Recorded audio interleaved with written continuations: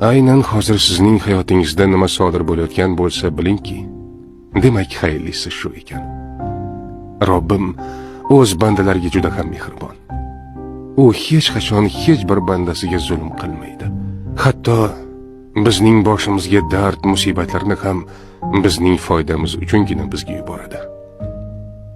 Sog'liqni qadriga yetishimiz uchun bir muddat xastalikni, boylikni qadriga yetishimiz uchun faqirlikni, sevganlarimizni qadriga yetishimiz uchun esa biroz yolg'izlikni ta'mini totib ko'rishga to'g'ri keladi.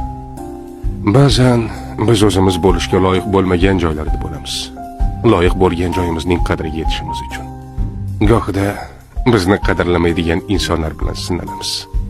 Toki bizni qadrlaydiganlarni ajratib olib, ularni qadriga yetishimiz uchun. Bizning boshimizga kelgan har neda Allohning hikmati bor.